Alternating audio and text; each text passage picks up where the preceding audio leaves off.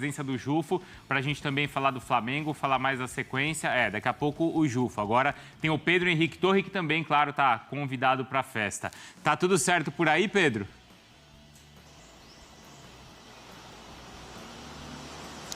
Tudo bem, Bruno? Um abraço para você, um abraço para todo mundo aí do estúdio. Pois é, o fim de semana tranquilo, suave na nave para o Flamengo. Passar as informações do Vasco, que venceu então por 1-0 ontem em São Januário e conseguiu avançar para a fase final da competição. Venceu o Botafogo, né, Roberta? Que justamente fica pelo caminho mais uma vez no Campeonato Carioca, mas quinta-feira tem a Recopa. Roberta.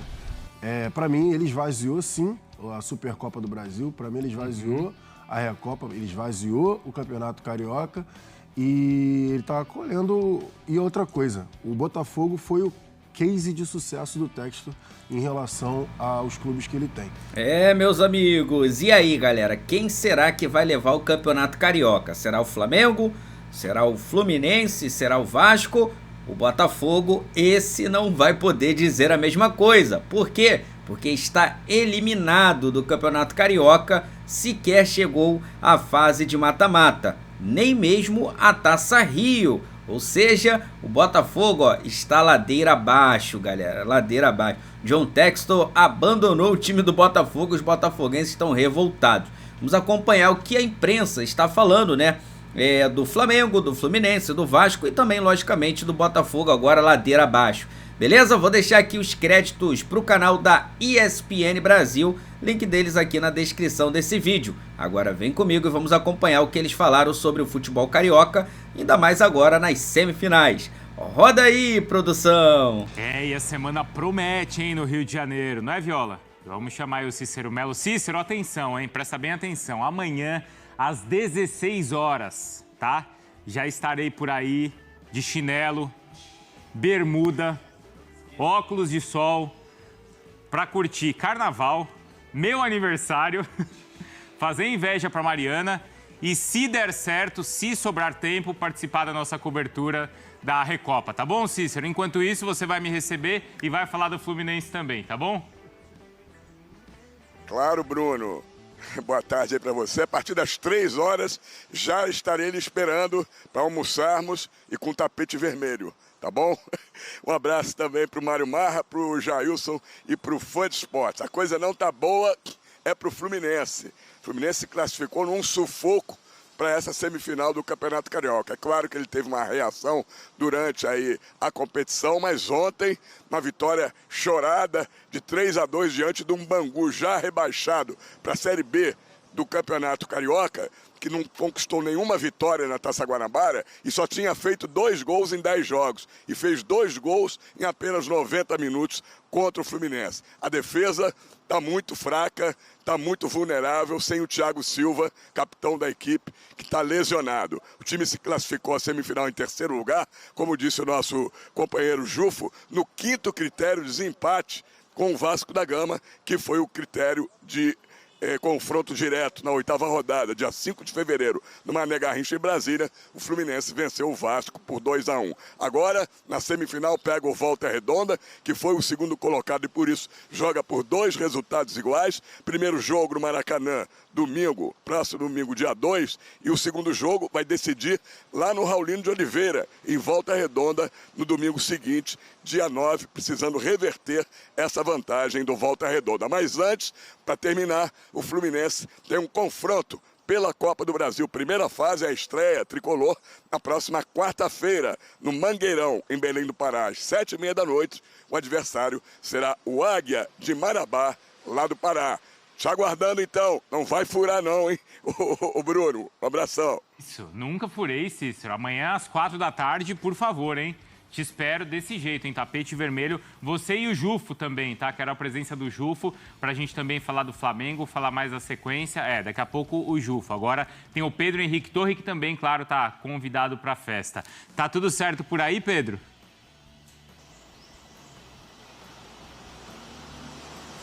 Tudo bem, Bruno? Um abraço para você, um abraço para todo mundo aí do estúdio. Pois é, o fim de semana tranquilo, suave na nave para o Flamengo, porque no fim de semana teve aquela sonoríssima goleada 5-0 sobre o Maricá no sábado no Maracanã. E aí é campeão da Taça Guanabara, 25º título, conquista do Flamengo dessa competição.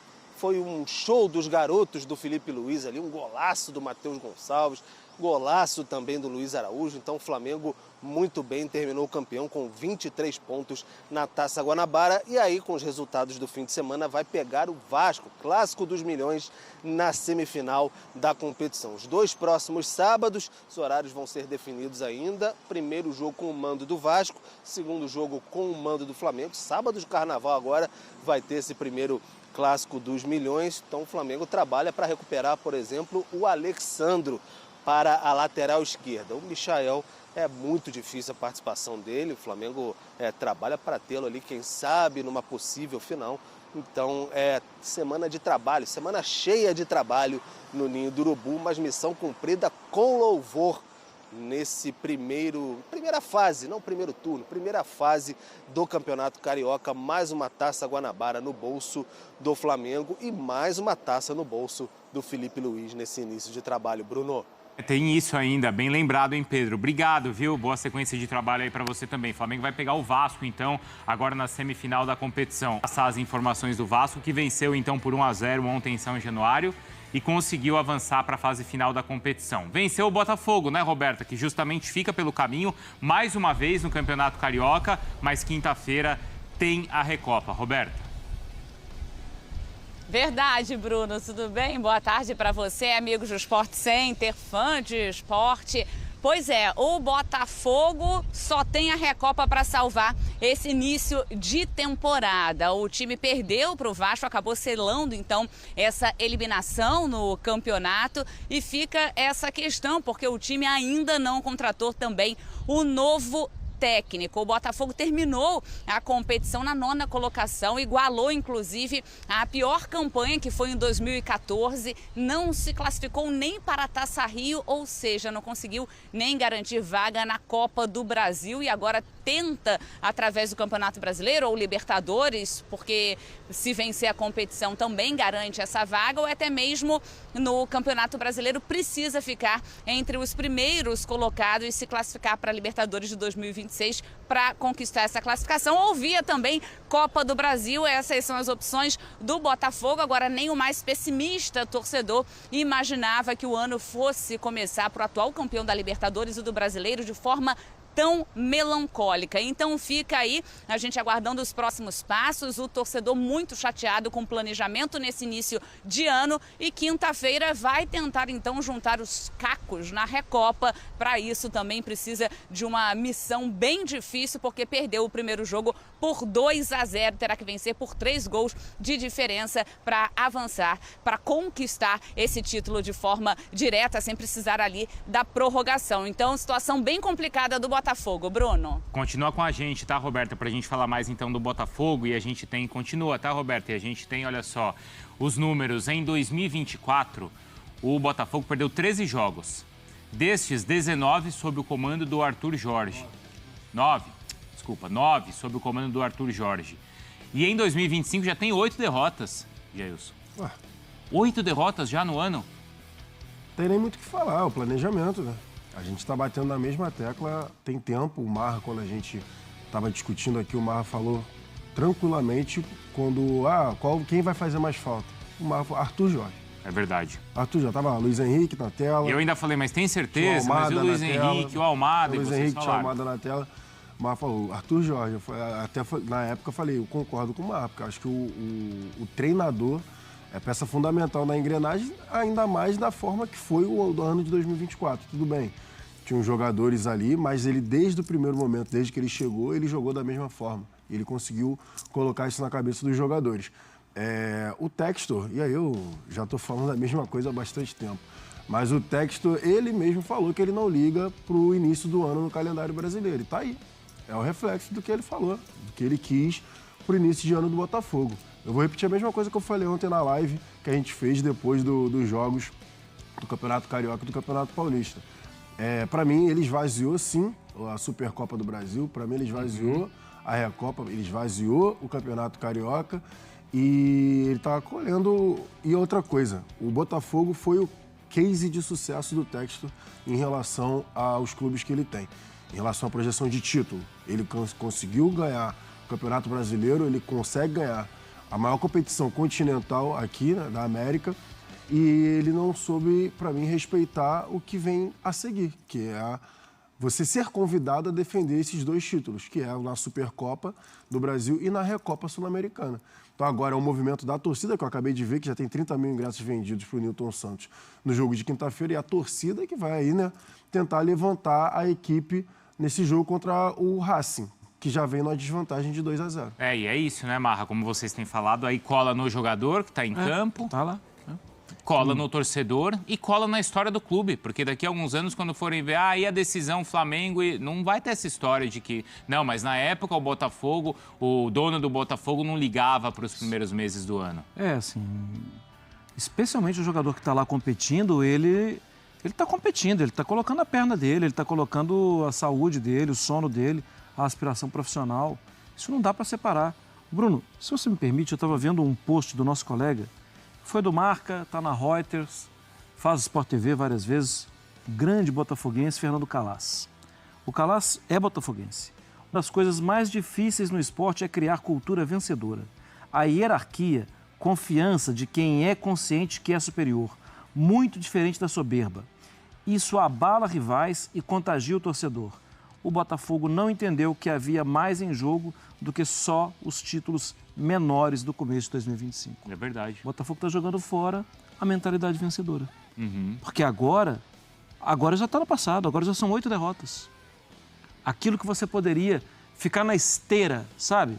Sem fazer esforço, vamos na esteira. E jogar porque eles já estão com medo da gente. Isso. O Botafogo perdeu. Isso. Agora já perdeu, já desconectou. E, de novo, acho que o jogador pode chegar depois, mas o técnico não. O técnico tem que estar lá, porque é dele a ideia. E é claro que é aceitável você usar esse campeonato estadual como período de pré-temporada. O Felipe Luiz está fazendo isso, claro, não tá? Claro. A gente acabou de falar do Palmeiras... Vai levar a sério, Bruno. Então, a gente acabou de falar do Palmeiras que teve aí as suas escolhas, as suas dificuldades, expôs alguns problemas, né, a primeira fase, mostrou algumas soluções, mas você vai ter algo de proveito para as próximas competições. O Botafogo ele não conseguiu fazer esse trabalho. Não conseguiu, em determinado momento não, até por conta do calendário, isso daí a gente tem que falar sim. O Botafogo foi o time lá que foi disputar o Mundial, então foi o último time a parar de jogar no ano passado, mas outra coisa que conquistou por conta do que fez em 2024. Mas sim, a gente não pode deixar de falar do calendário, que também é um absurdo. Claro. Mas o sentimento que me dá ao ver os jogos do Botafogo é, por exemplo, desorganização bem clara para mim em relação ao time que fazia... E assim, é um ponto, né? A gente está em fevereiro, mas é a realidade, assim, triste, assim, pelo menos para mim. Você tem que esquecer o 2024 já. Você não pode nem contar com a memória que a gente estava falando, da memória dos jogadores de repetir, que não dá. Porque o sistema de jogo, os jogadores, 2 principais, que era o Almada, que fazia ali a armação junto com o Savarino, foi-se. Luiz Henrique, pelo lado direito, também foi. O sentimento que dá, o Igor Jesus ficou lá. Não que a gente sabe que são 11 jogadores, tá? Mas, ofensivamente, o Savarino sobrecarregado. Na Recopa, foi deslocado para o lado direito para tentar armar. O Savarino não conseguiu chegar nem perto de jogar.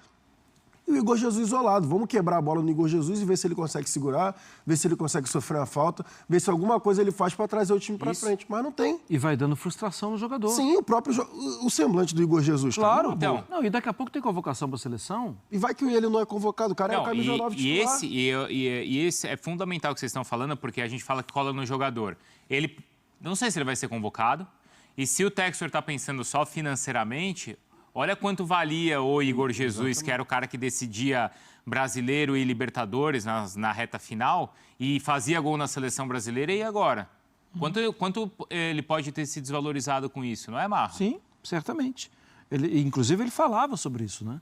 Que é o jogador que é titular da seleção brasileira. Isso. Sim, mas ele já começa a perder a confiança.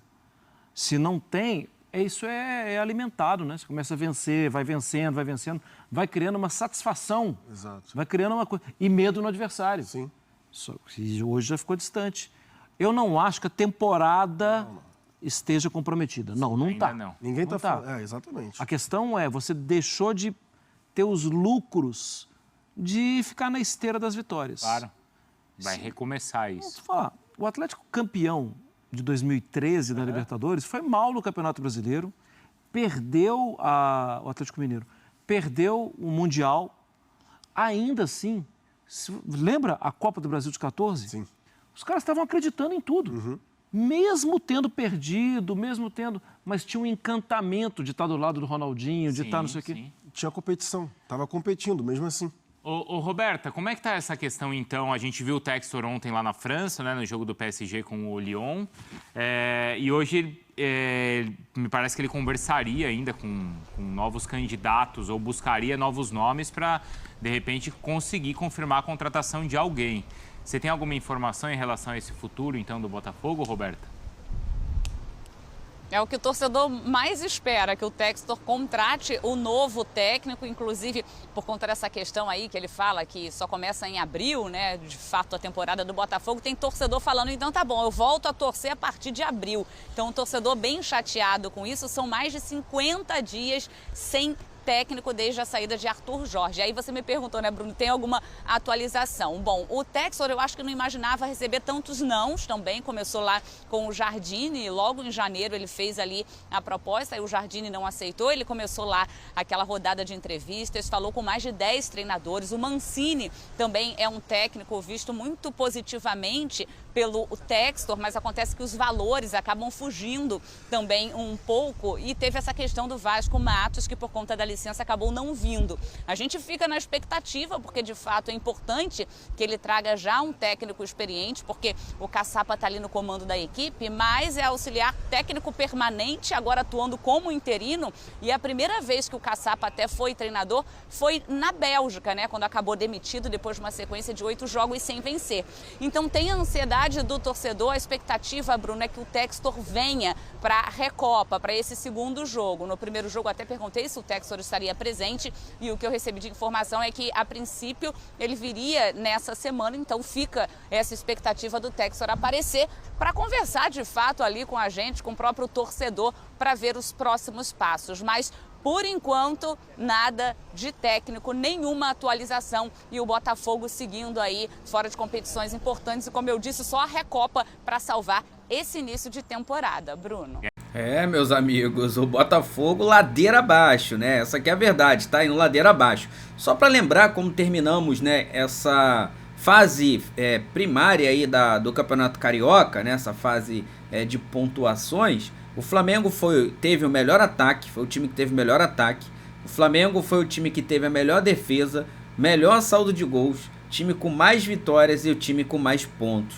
Ou seja, o Flamengo, mesmo não jogando aquelas 4 rodadas com o time principal, né, tendo ali um interino, o Kleber dos Santos jogando com os garotos sub-20, mesmo com essas 4 rodadas, sendo inclusive 4 rodadas bem abaixo do que se esperava, o Flamengo termina dominando o Campeonato Carioca, de ponta a ponta. Agora teremos a semifinal no final de semana, o Flamengo jogando no sábado contra o time do Vasco, o Vasco tentando levar de alguma forma o jogo para São Januário ou até mesmo para o Nilton Santos, mas a tendência é que o jogo aconteça mesmo as duas partes no Maracanã, no dia 1º e no dia 8, tá? Lembrando que ficaria, no caso, 50-50 ali na carga de ingressos, beleza? Flamengo, com grande chance de levar o Campeonato Carioca, vai ter que ganhar agora o Vasco e numa possível final vai enfrentar ou o Volta Redonda ou então o time do Fluminense.